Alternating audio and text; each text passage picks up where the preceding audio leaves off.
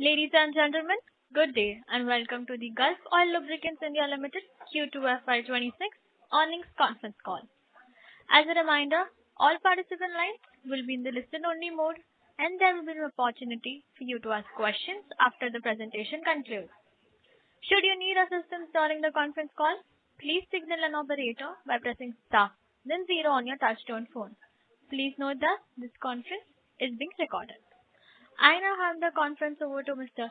Prabal Sen from ICICI Securities. Thank you and over to you, sir. Thank you, operator. Thank you everyone for making the time to attend this post for second quarter FY26 earnings call of Gulf Oil Lubricants India Limited.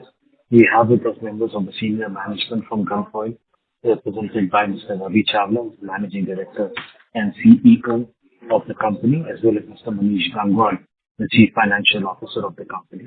The format will be like for earlier as well. We will invite the management to make their opening briefing on the results and then get into an interactive Q&A session. So over to you, sir, for the opening briefing. Thank you, Mr. Sen. Good day and welcome to all of you to the second quarter calls for Gulf Oil Lubricants India Limited. Happy to share that as we had performed in Q1, which is a very good quarter, the second quarter, which is usually a monsoon quarter and has a little bit uneven monsoons having an impact and demand is lower, we have continued our growth trajectory of growing our volumes by 2 to 3 times the market and have done a sale in lubricants of 40,500 KL, which gives us a 9.5% growth. This obviously with the first quarter being also a double-digit growth. We are ending H1 at a double-digit growth of volume, which is a good sign. I think all the initiatives that we have taken and we are seeing the normal 3% growth in the market. So it's been a resilient performance. Of course, monsoons in April and May, a little bit uneven, but September we saw good demand picking up and we've continued to do that. A B2C segment for us, which is a very important segment, showed a strong momentum, healthy double-digit growth in personal mobility. Rural markets, of course, we saw very good response in the agri sector, which really had a lot of encouraging traction during this quarter. And we expect this momentum to continue in the agri sector when the season is there. Similarly, our focus in the B2B segments, we have seen a broad-based growth in industrial, infrastructure, mining. Also happy to share that our OEM, where Gulf has a very strong position with franchisee workshops, with more than 20 automotive OEMs and more than 45 OEMs in various other segments, has recorded the highest ever quarterly volume, in spite of the quarter, which is a monsoon quarter. So very happy to share that. And also we've had some new acquisitions there. So the quarterly volume for the OEM segment, besides the OEM factory fill, has been a very good, confident growth which happened. And of course, we have seen other segments which also helped us, which have been really good for us. The agri segment I mentioned, B2B I mentioned, which are all double-digit growth. AdBlue also in this quarter grew well at 36,000 KL, which is around 24% growth. And we have seen that if you take this in H1 terms, we have seen AdBlue at about a 10% growth, Lubes at 10% growth. Revenue again for us has been a very good, Manish will cover it later, but excellent growth this quarter, mix also improving in terms of revenue. And we've also had 12.6% revenue growth compared to last year for H1. So that's continued. Our profits EBITDA also grew this quarter by 10.56%, and this continues close to double-digit growth for the H1 also. So overall, I think a very good quarter. And as we are progressing with our Unlock 2.0, which is to accelerate across segments, premium products, transform, we've also seen that really helping us to execute and energize. We had a couple of important programs, like we had the mechanic program, which is called Empower. So from July onwards, we have built our brand advocacy, our conversions by launching this program across India. And these Empower Rangers are now initiating strong one-on-one relationships, driving demand amongst mechanics. We've also done work on our Gulf Duramax, which is a CVO brand, to continue to engage fleet owners, had regional events. We are also happy to announce that we have launched new variants of our Gulf Syntrack, a range of fully synthetic high-performance engine oils for high-end motorcycles, again focusing on our innovation and premiumization. This is of course powered with Ester technology and latest API SP specifications. which will help us to further premiumize our portfolio here. I'm very happy to share that our EV charger subsidiary, Tyrex, closed in H1 at, we did 42 crores against 24 crores last year, which is 75% growth. And of course, the second half will be even better for this segment as more of the deployment of chargers happen. Happy to share we are now in DC chargers, where we've had nearly every third bus is now with a Tyrex charger, and the share has been even higher in the quarters gone by. And we are also introduced AC chargers for MG Motors and VinFast. So these are the new ranges coming up with Tyrex's portfolio. Of course, building our confidence with customers with our product technology and service and quality. So these are the main highlights I would like to share. But one of the major things we wanted to also share with you, it's not a financial reward, but Deloitte has a reward for the India's best managed companies, which they do in India for the last 4 years, and have done it in 150 countries over many years. And this was a 2-month process for them to look at our strategy, our governance, our culture, our sustenance in terms of our business models, all aspects of business, ESG, how the team works. And this they analyzed with more than 200 companies, and finally they selected 6 companies. And Gulf is very proud to be part of this, where we won the India's Best Managed Company 2025 by Deloitte India. So this was, I think, a good end to the quarter. And that's it from my side. I'll ask Manish to fill you in on definitely other details. Manish. Thanks, Ravi. So overall, as Ravi mentioned, operationally a very strong quarter with a robust volume growth 2 to 3x and double-digit revenue growth. The slight impact which we are seeing in the profitability is also because the rupee depreciated sharply during the quarter. As we all know, a 3.5% movement in rupee during one quarter is not a very usual thing. It's a very unusual movement, and that resulted in the landed cost of our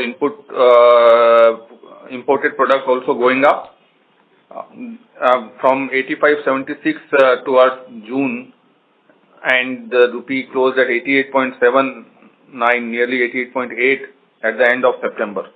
So that had impact on our gross margins, but we are happy to share that we have still been able to manage our gross margins almost in the same range, and took selective pricing calls, and overall segment mix, product mix helped us to deliver a gross margin which was similar to earlier quarters. What we are also seeing is that on our open positions of Forex, we had a mark-to-market loss because the rupee depreciated sharply towards the end of September as well. And we had a 6 crore rupee mark-to-market Forex loss in our finance cost sitting in this quarter. And that resulted in a PAT of slightly lower growth at 3.5%. But overall, we see that operationally very strong quarter, and we believe that rupee, if it stabilizes at the current levels and if crude remains at the levels of $65-70, which it has been hovering for the last many months, then the trajectory going forward should be better. We also are happy to share that the board has approved additional 14% stake to be increased in Tyrex, our DC charger subsidiary, which Ravi spoke about, which shows that our overall strategy, our board's direction of having a Tyrex as a growth potential and strategic value going forward is very clear. And we have invested 38 crore. We will invest 38 crore when the transaction concludes. And our holding will go up from 51% to 65% in Tyrex Transmission. So overall, a very, very strong quarter on operational side with a little headwind of rupee. And we would like now to take some questions from investors, please. Thank you. Thank you very much. We will now begin the question and answer session. Anyone who wishes to ask a question may press star and 1 on their touchtone telephone. If you wish to remove yourself from the question queue, you may press star and 2. Participants are requested to use handsets while asking a question. Ladies and gentlemen, we will wait for a moment while the question queue assembles. The first question is from the line of Varun from Equity Capital. Please proceed. Hi, sir. A couple of questions from my side. Firstly, what would be the overall EBITDA margin target for the full year? Because this year, due to Forex and all, our EBITDA margin for first half has been around 12.3. So do you still guide that it can inch up to 13% by the end of the year? And secondly, on the cash flows, the cash flow generation from operation has been poor this half. So what had majorly led to the same? As compared to 131 crores, we have only done 24 crores of cash from operations. I see the trade payable days also going down. So has that impacted, or if you can give a brief or explain the same? Yeah, so margin-wise, we keep always guiding that our EBITDA margin will be in a band of 12 to 14%. In good quarters, obviously, we are towards the higher trajectory of this band, and in slightly quarters where we have some headwinds, we tend to be towards the lower end. But the band remains still intact. We would obviously, as I mentioned in opening remarks, that if rupee stabilizes at the current levels, and we are seeing some downward trend in base oil already happening as we speak, so the going forward margin should improve only from here on. But at this stage, it also depends on crude movement and the forex volatility. So we keep guiding that our margin band of 12 to 14% is still intact, and it will depend on these external factors, how they pan out. Our premiumization efforts are continuing, which Ravi also spoke about, that we have launched in track in motorcycle and high-end oil. So that also are a long-term to medium-term strategy of improving the margins.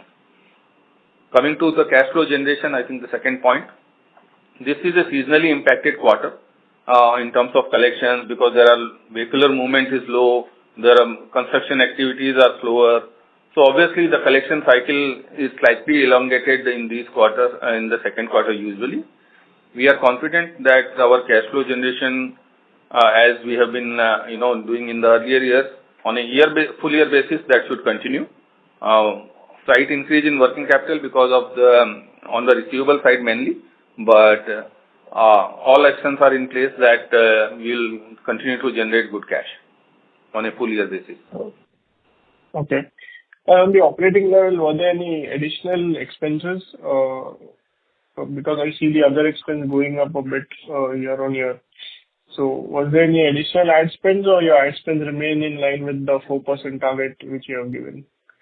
So ad spends are in the range of 3 to 4%. That's always our thing. But it depends on the segment mix. If the OEM sales are slightly higher, which in this quarter was a very, very robust, highest ever OEM sales we have done, so the OEM royalties go up in those quarters. That's reflected in other expenses also.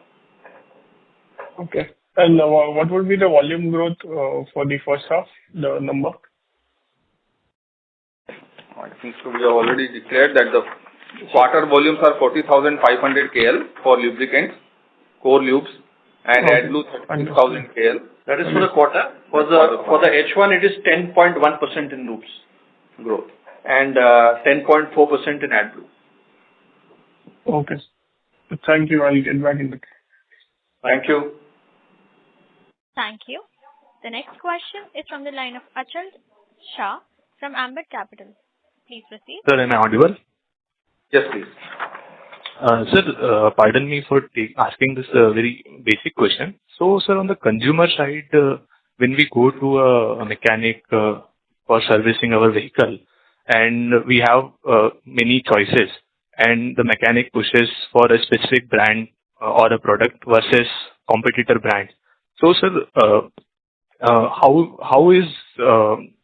are we like pushing the product in that sense? That is it the sole choice of mechanic, or is it something else? Like, what's the strategy that side?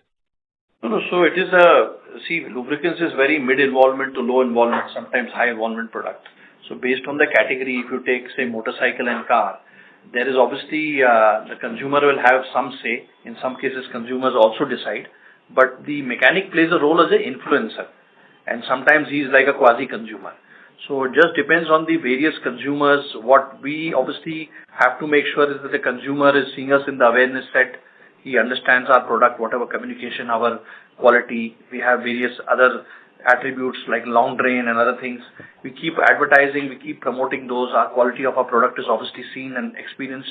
OEMs play a role. And then finally, of course, the way the consumer, if he goes with the recommendation of the mechanic, he will then further decide on a set of brands which he has seen as brands. And also brands, consumers also try to keep the same brand in usage if they're happy with it. So there's a lot of decision making that happens, and each one has a role to play. And you could say that, mechanics and consumers, they are, together they would influence the conversion and usage of the brand.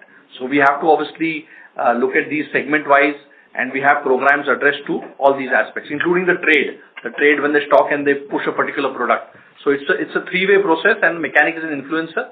And OEMs also, because they use our products, in a way they start influencing the purchase once they are used in the showrooms, the franchisee workshops. Got it, sir. So, sir, would it be fair to say that when mechanics are incentivized, like one brand is incentivizing the mechanic more on a specific like two-wheeler or four-wheeler set, so he'll dedicatedly push that product versus the other brands, or is it like? No, see, the mechanics are incentivized by a lot of the companies, including us, in some. Correct. In part of the products, not all the products. So he's also like a consumer. He also has to make a choice. He would like to push certain brands which give him a good response, because after all, he's also promoting his service as a quality service. So it's a combination. It's not like if they get the highest incentive, they'll go. Otherwise, it will be very easy for other people to just increase the mechanic incentive. So this is a complete marketing mix which makes a play. Product, the brand perception, the brand awareness, the consumer, his own way of looking at a particular attribute, and of course the mechanic playing a role, and the trade. Got it, sir. Thanks for the clarity. Thank you. Yeah. Thank you. Before we take the next question, we would like to remind participants that you may press star and 1 to ask a question. The next question is from the line of Nitin Tiwari from Phillip Capital. Please proceed. Hi, sir. Good evening. I hope I'm audible. Yes. Sir, actually, my question was related to our sales in this quarter. So, can you please provide us, the breakup of sales and growth in respective segments? That would be the first part. And secondly, recently we had some GST reforms which rolled in, and particularly, it was also rolled in for, vehicles as such, where GST was reduced. So, do you expect, in a medium to long term, this would lead to improved sales in vehicles, and therefore, improved sales in lubricants as well? Or are you seeing any early green shoots of OEM demand picking up for our lubricants from OEM manufacturers because of expected higher demand? Yeah. So, Nitin, I have covered this. Our overall volumes grew by 9.5% this quarter. And very happy to share that most of our key segments like passenger car motor oils, motorcycle oils, if you take even OEM segment with franchisee workshop, agriculture, and some of the B2B segments which are part of our growth, all these segments have grown double digit. So they are above double digits, so healthy growth. In fact, we also AdBlue also grew 24% in this quarter. So these are the segments that are done. The others are single digit, which are not mentioned. So that's the way the growth has happened. And as you saw in the GST, it has been a very positive input. If you see the data that is available with us, and we know, while we saw that September and October, there are a lot of good sales in cars, we are seeing that happen, right? The decrease in the GST rate really is good for the automotive sector. Of course, lubricants has been same, but if you look at the decrease in for commercial vehicles, which has come down from 28 to 18. Similarly, all the others, which are petrol hybrid, three-wheeler vehicles, motorcycles below 350 cc, all have got a 10% reduction from 28 to 18. Plus, tractors are down from 12 to 5. So all these are obviously going to help in terms of stimulating some demand, and that is visibly happening in the market. Great, so that's really helpful. Sir, if I may push in one more question, please. So I also wanted to have your thoughts on the possibility of data center related demand in the country. If you can give us some sense around what could be a possible size of demand that we can see from that segment? Yeah. So, we had earlier put an estimate that out of the total, if all the new data centers turn into liquid cooling, which is today air cooling, you will find that there is going to be, if everything is converted, which is not going to happen because it's an extremely difficult thing that will happen because it requires a complete change in terms of the technology for cooling. If you look at the global market, obviously it is showing that it can be a really big market. We're talking about, I think, 10 billion data center cooling market if everything gets converted. But in India, if everything were to get converted, which is very, very small now, this is going to be less than 1% of the total volume if we take entire automotive industrial, if we take out process oils and transform oil. So it's a very small market in India. But what we have done over the last 6 months is that we have developed two candidates, two products. Now, these products have been made in India now with the help of our global technical team. One is a PO-based, one is mineral-based. And of course, we are going to test these products for what we call critical material compatibility parameters to be used in data centers. So we are ready with the product. We are going to do some testing. And then we will look to collaborate with liquid cooling service providers and data center companies. And yes, this product is by a global range, so it can also be made available across the world. And this will be a niche segment. And I think if the conversion happens in a very fast pace, which can only happen when all the data centers really go in for, high speed computing, high speed, which requires this data cooling, then that's going to be when the conversion will happen. So we're getting ready for it, but we are also very clear that it's going to be a niche market in India. So sir, this basically product could be a coolant which would be different from lubricants as such, right? So can we have a sense around what percentage of coolant market can this product be? I mean, as you mentioned, probably less than 1% for the overall lubricant and oils market, but yeah. So if every data center converts to this, it'll be less than 1% of the volume of the total industry today of automotive industry in India, which is actually a very it's going to be a journey to see that happen. Right. But any sense around, as a percentage of coolant market, what it could be? I mean, what percentage? We have not done the analysis there, but yeah, obviously, we will have to size that. Yeah. So, okay, sir. That is all from my end. Thank you. Thank you. The next question is from the line of Sabri from Emkay Global Financial Service. Please proceed. Yeah, good afternoon, and congratulations on good set of operating numbers. So I've got three questions. Firstly, on this, you mentioned, I think, a couple of quarters back that OEM was the segment where there was slowdown due to which your volumes were also getting affected. Since the last 2 quarters, you've been growing at close to 10% sort of run rate. So are we done with the OEM slowdown, or it is still the same? So OEM factory fill was down, which we had mentioned. Yeah, factory fill. I meant factory fill. Yeah. So factory fill, which is the first fill happening, we do for commercial vehicles and some other OEMs. That was a bit slow last year. You're right. And now even that is okay. It's picking up because we mentioned on also GST cuts, commercial vehicle and all that. And what we spoke about this quarter was the OEM franchisee business, which actually was doing well. But I think now we are seeing double-digit growth there, which is also by the agri OEMs. We do business with agri OEMs. We do with car. We do with commercial vehicles, two-wheeler. So we are seeing good growth in franchisee workshop for our set of OEMs which we are doing. So I think that is going very well. And that was also growing last year by the way, FWS, what we call. But factory fill was under strain some quarters ago, but now they are at least growing some single digit. Right. Second question is on your base oil pricing. So I think the broader consensus is that it is not falling to the extent it should, how crude prices have fallen. So anything specific, it's because of Russia and all still continuing to affect base oil markets, or do you think that we are seeing some sort of correction in prices? And if crude stays like this, generally 3-4 months is the lag which should basically play in terms of base oil pricing. We are almost there now. So do you see a sharp reduction in base oil prices in the next 3-4 months and gross profit margin seeing some uptick from that? So you're right. In the past, as we have been always talking about, that if you plot a long-term chart of crude and base oil, there is a symmetry, there is a lot of symmetry. But in the short term, the demand supply of each grade of base oil also plays a role. And you are right that so far we have not been seeing any major impact on this on base oil of this crude, which was below sub $70 for now, nearly 2-3 months. But eventually it has to happen, and that's what as we speak in the month of October, we have seen some reduction. It's not a very sharp reduction we are expecting because there are still global demand supply challenges in base oil, and many of the global major refiners, if they go on shutdown, suddenly there is a supply constraint which happens. But as a trajectory, yes, there is some softness in base oil as we speak.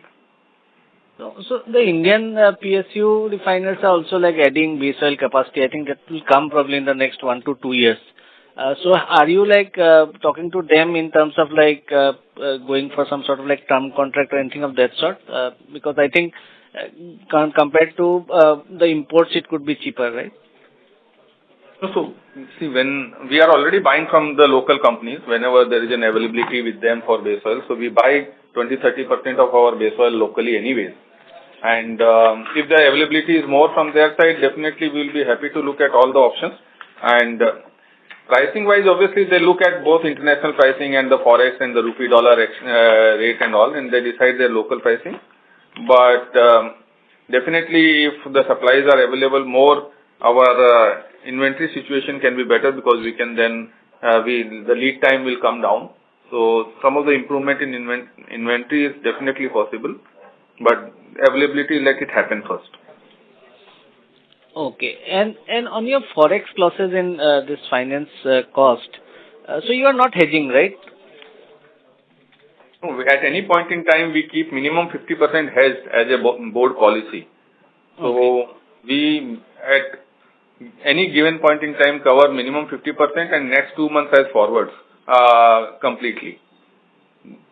Since there was a sharp sudden rupee depreciation in 1 quarter, 3.5%, the impact was seen, and most of these losses which we have accounted are mark to market.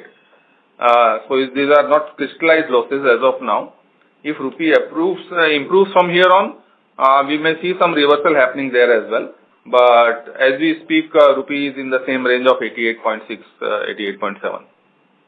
Okay, so we'll not have that loss, but adjusted for that, how much would be the finance charge? Around 5 crore, something of that sort? For the quarter, the impact was 6.2 crore in the finance cost on account of mark-to-market forex loss. Okay, 6.2 crore. Yeah, so that means 7 crore would be the normalized finance charge for the quarter. Yeah, normal finance charges, including LC charges and all those. Right, and just one last question, if I may. So this is related to Tyrex. So I think you have this acquisition is at probably at a 30-40% sort of premium to what you have paid when you first acquired the 51%. So how do you see Tyrex in the last 1.5 years, and has there been any change in the outlook of Tyrex for the next 2-3 years?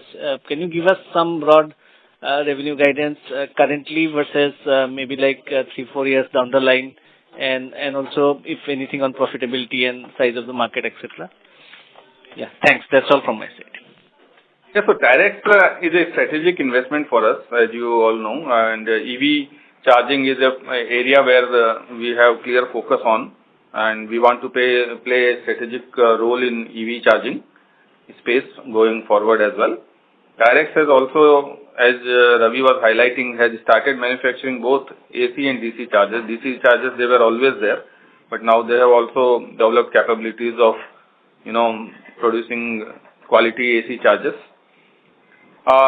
Valuation-wise, we don't want to comment, but obviously in the last 2.5 years of our acquisition, there has been a good progress in Tyrex overall. When we acquired, the last reported turnover was 12 crore rupees for the year, and last year they have delivered 80 crore rupees of top line, and this part for H1 they have already done 42 crore. So there is a good trajectory, and we see, as we have been talking about it, that we see this business as a 300, 400 crore top line at least in 3 years to 4 years time. So that is the trajectory we are looking at. Got it, sir. Thank you so much and all the best. Thank you. Thank you. The next question is from the line of Saurabh Sharma, an individual investor. Please proceed. Hello, good evening, sir. Good evening. So my first question is about the competitive landscape, sir. So our biggest private sector competitor, they came out with the results as well, and from the sense that I got was they're looking to grow again in terms of volume, in terms of market share. What I also saw was technology-wise, they came up with the latest API SQ upgrade for their lubricants, their flagship lubricants. So API SQ is already on the market, I think, with them. So update on the competitive landscape with respect to the number one and the technology-wise, is it something API SQ is it something that we can differentiate with? No, so most of the specifications are available for, obviously we all have availability to that through the additive company. So that is not, we have also launched our motorcycle oil at API SP. So that is not good. That is also available for us to launch. We have a global portfolio. I think that way we have been doing it for the last 15, 20 years to increase our market share, and we differentiate on many parameters: brand, product, our go-to-market strategies, our other things.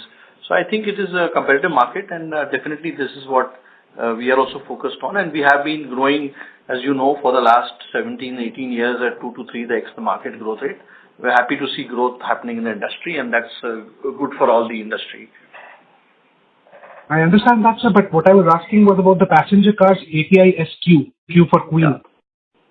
Yeah, so those all are available through us also, and at the timely point, we will also be looking at those products. All right, okay.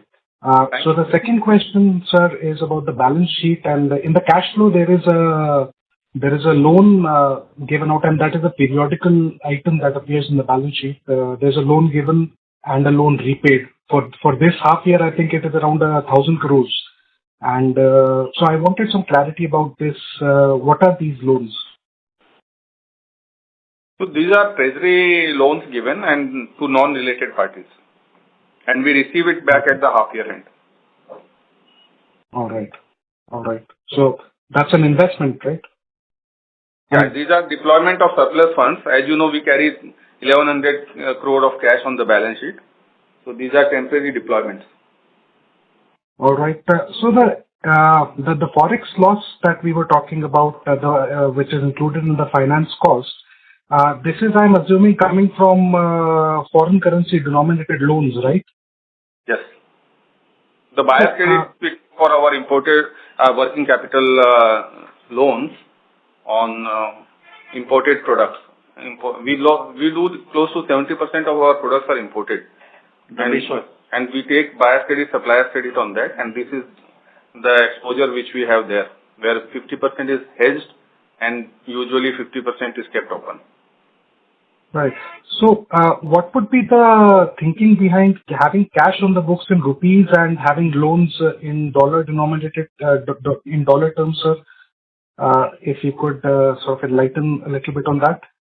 No, this is a treasury management which we have been doing for many years, and that has also resulted in a good other income also. The forex losses are a part of this, but if you see our trajectory, we have been doing this treasury for the last many years, and we have been developing. In fact, keeping a surplus is always a sort of strategy to have war chest, where we are looking at EVs as a global foray and more, looking at opportunities in EV space, particularly of acquisitions. Also in our industrial lubricants and in our core portfolio of lubricants, we keep evaluating companies for acquisition M&A opportunities. So we are keeping that war chest. Right. All right. Okay, sir. Thank you. Thank you. Thank you. The next question is from the line of Dhaval Popat from Choice International Limited. Please proceed. Yeah, hi. Thank you for the opportunity. And my first question is on, I understand 50% is the norm, but will hedging higher percentage against the FX exposure help the company with the margins? That's number A. Basically, going forward, do you plan to hedge more? And the second question is regarding some news over Bloomberg, wherein Hinduja Group particularly is interacting with Andhra Pradesh government in terms of renewable energy as well as electric mobility. And given Gulf has improved or increased its stake in directs, is Gulf Oil going to benefit out of this, or if you can shed some light on this? These are the two questions I have.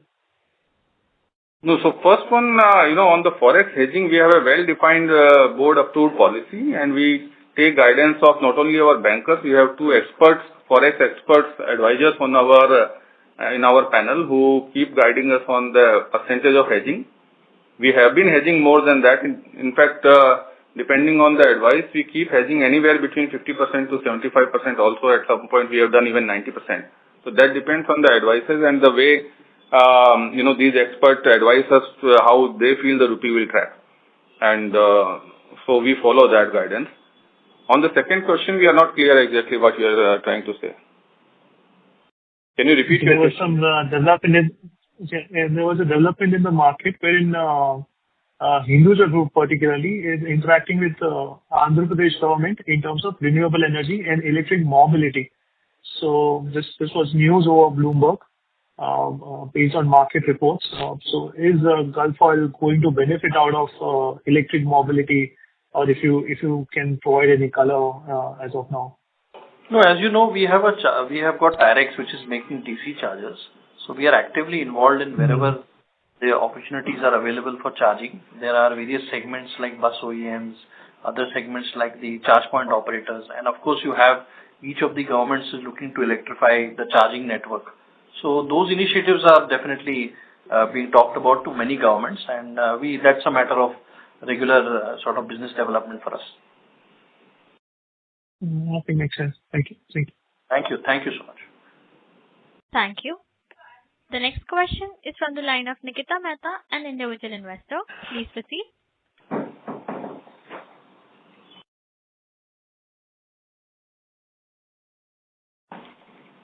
Hello, Ms. Nikita. Your line has been unmuted.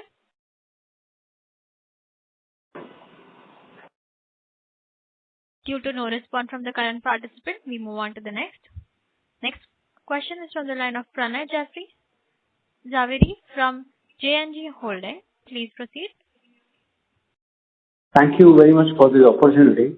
So if you can just throw some light on the question of asked by the earlier participant in terms of we have cash and bank balance to the tune of over 1,100 crores, investment somewhere closer to 100 crores on one hand, and on the other side we have a borrowing in foreign exchange about 470 crores. And then I didn't understand the point that you are giving this loan, and this loan comes back as on 30th September and as on 31st March on that balance sheet day and gets in the current account. Can you just throw some light on this loan giving thing, the interest earning, and what is the rate of interest that you get? And that is why our ROE looks a little suppressed also. That would be very helpful. Thank you so much. So I think we have already replied to this query earlier, and we just want to repeat that there is a war chest which is being developed, and that war chest is for looking at company's future. We have at the same time, while looking at the cash flow generation of the company, the board has increased the dividend payout significantly in the last 3 years from nearly 35% payout. The last year payout was, I think, around 60%. So while returning cash to shareholders, surplus cash to shareholders, some cash is being kept as a war chest to keep looking at the opportunities. The buyer's credit is more of a treasury management because we do a lot of imports on the buyer's credit, and that typically the interest rates are very low. So we have that treasury opportunity. I hope that answers your question. Thank you. So I didn't get these loans are given to whom and at what rate of interest, sir? These are on the market rate of interest to non-related parties, as I mentioned earlier also. Okay, sir. Thank you. Thank you. Thank you. The next question is from the line of Hina from Finvest. Please proceed. Hello. Am I audible? Yes, we can hear you. Hi. Thank you so much for the opportunity. I had a couple of questions. So you mentioned 9% volume growth this quarter, right? So what is your outlook for FY26 in terms of volume as well as profitability both? And do you see this figure improving and entering early teens as we move into H2? Also, what's the kind of indication coming from the OEM partners Q3? Yeah, so I think that is a sort of a regular practice which we have with OEMs. We'll come to that later. But as you've been advising, the growth, of course, in quarter 2 has been 9.5% and H1 has been 10%, which is a very good growth because industry is growing at 3%. And we maintain that whatever is the industry growth today, it could be at about 3 to 4%. We will continue growing 2 to 3x. In some segments, obviously, we have low market share. We try to grow, and that's how the overall growth comes to 2 to 3x. And that is the continued outlook for us, that the minimum slab would be to grow at 2 and 3 and upwards for certain segments. So we continue with the outlook, and the industry looks like the second half is going to be good.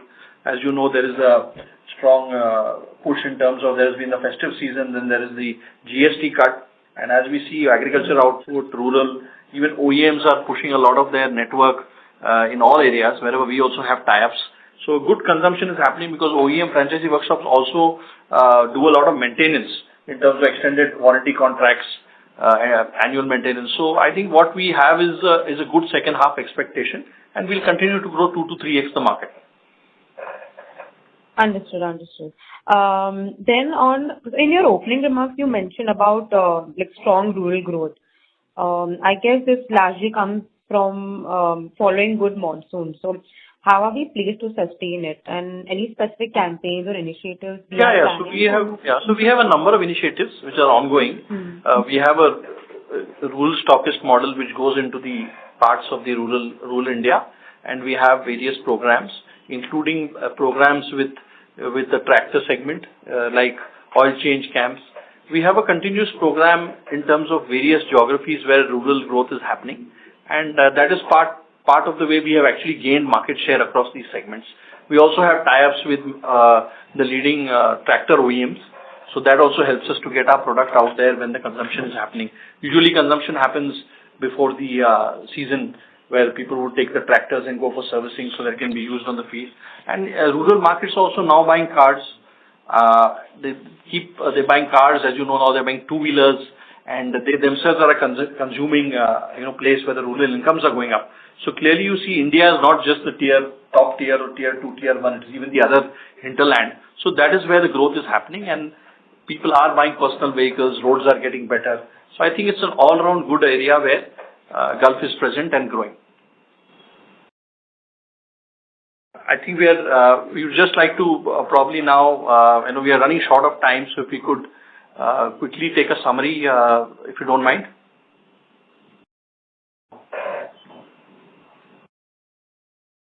So the current participant is not in the queue. Shall I move on to the next? Yeah, we would request if we just could make the closing remarks, if possible, because we... Sure, sir. I now hand the conference over to Mr. Prabil Sen for his closing remarks. Yeah. Thank you. Thank you everyone for your time. Thank you to the management for taking the time to answer all the questions in detail. They have some prior engagement, so we are having to close the call right now. Thank you everyone. You may disconnect. Thanks. Thank you on behalf of... No, we'd like to just summarize the outlook so that we can end with that. My apologies, sir. Over to you. Sorry. Yeah, so I think with the last question, we ourselves spoke to you about the outlook. We've really seen good growth coming in H2. Monsoon quarter was slightly subdued as it normally is. The Indian automobile industry in the second half is certainly looking at things with renewed cheer, supported by the strong festive season, the marriage season coming up, stable microeconomic conditions, and of course the GST reform that has come in is really going to help to improve overall affordability, and consumer sentiment, and therefore demand for us. The agriculture output, which is coming due to the monsoons and the rural sentiment, is also very stable and is likely to support the rural consumption. And definitely we see all this which will help us to the demand to be generated, and Gulf is always well poised in the focus segments, and our programs have been delivering. So we're looking at that, and of course the outlook remains encouraging for that. Our EV business also, as we look at the second half, is always a stronger part of the business where a lot of the chargers get installed, and of course we action that part of it.